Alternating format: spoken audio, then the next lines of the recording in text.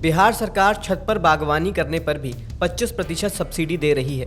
बागवानी योजना के तहत 300 वर्ग फीट में पौधे लगाने पर 50,000 इकाई लागत का 75% यानी 37,500 रुपये सब्सिडी दी जा रही है।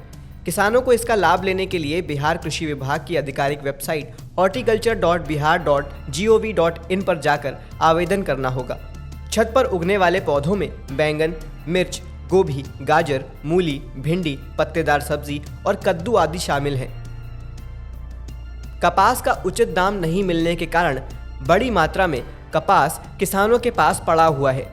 किसान राज्य विपणन संघ द्वारा क्रय केंद्र खुलने का इंतजार कर रहे हैं, क्योंकि इनके केंद्रों पर कम से कम MSP पर खरीद तय होगी।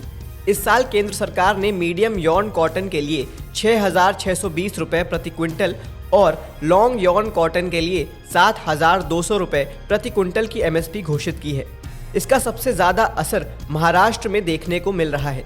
महाराष्ट्र राज्य कपास विपणन महासंघ को कपास खरीदने की इजाज़त तो मिल गई है, लेकिन भारतीय कपास निगम CCI के साथ समझौते में देरी के कारण CCI के माध्यम से कपास खरीद शुरू करने में 1 महीने का समय लगने की उम्मीद जताई गई है।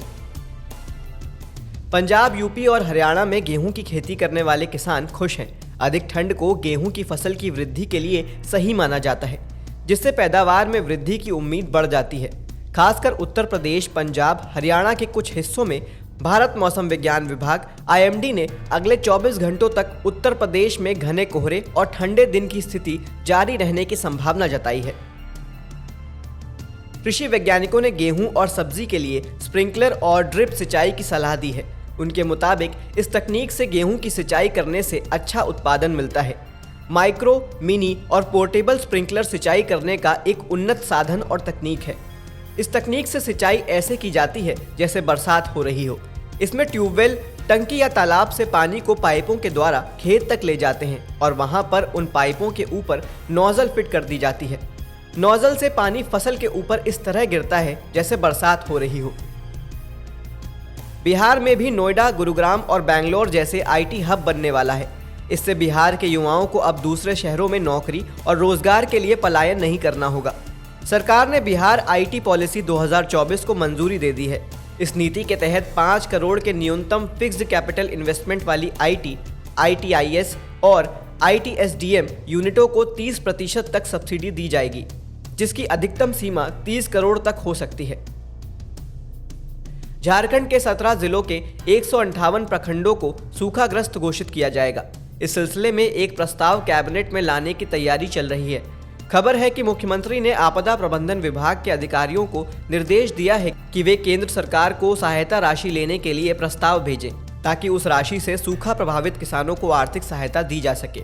मुख्यमंत्री ने अधिकारियों से कहा है कि सूखे से प्रभावित किसानों को राहत देने के लिए समुचित कदम उठाए जाएं। जलीय पशु रोगों के लिए राष्ट्रीय निगरानी कार्यक्रम परियोजना ने एक मोबाइल एप्लीकेशन बनाया है। इस एप्लीकेशन के जरिए किसान घर बैठे तालाब में फैलने वाली बीमारियों की जांच कर सकेंगे। साथ ही वे इसके माध्यम से मछली के स्वभाव पर भी नजर रख सकेंगे।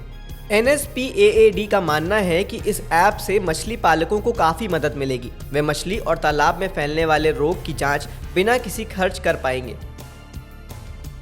देश में सस्ती दवाएं उपलब्ध कराने के लिए 2000 जन औषधि केंद्र और खुलेंगे, जहां 65 रुपए वाली दवा 5 रुपए तक में मिलेगी। इन केंद्रों पर बाजार भाव से 50 से 90% तक सस्ती दवाएं मिलती हैं। एक रिपोर्ट के मुताबिक 9 साल में जन औषधि केंद्रों पर सस्ती दवाएं मिलने से गरीबों के 26,000 करोड़ रुपए बचाए गए हैं। सरकार का मानना है कि समाज के गरीब वर्ग के लिए जन औषधि योजना कारगर साबित हो रही है और साथ ही युवाओं को रोजगार भी मिल रहा है। टाटा ने चीन के दबदबे वाले क्षेत्र में दखल दे दिया है, जिससे चीन की चिंता बढ़ सकती है। टाटा ग्रुप की तरफ से घरेलू स्तर पर चिपसेट निर्माण और lithium ion battery storage battery factory लगाई जाएगी। ऐसे में आने वाले दिनों में भारत में कार और स्मार्टफोन की कीमत कम हो सकती है। अभी तक कार और स्मार्टफोन बनाने में इस्तेमाल की जाने वाली बैटरी चीन या ताइवान जैसे देशों से आयात की जा रही थी। अगर आप भी 22 जनवरी को राम मंदिर के उद्घाटन समारोह में जाने वाले हैं, तो हम आपको बता दें कि इस दौरान आप किसी भी तरह का इलेक्ट्रॉनिक सामान मंदिर परिसर में लेकर नहीं जा सकते हैं। इस दौरान मोबाइल, इलेक्ट्रॉनिक घड़ी, लैपटॉप या कैमरा आदि लेकर जाना सख्त मना है। ऐसे में अगर आप नियम तोड़ते हैं तो आप बहुत मुश्किल में पड़ सकते हैं। सुरक्षा कारणों से ये प्रतिबंधित है।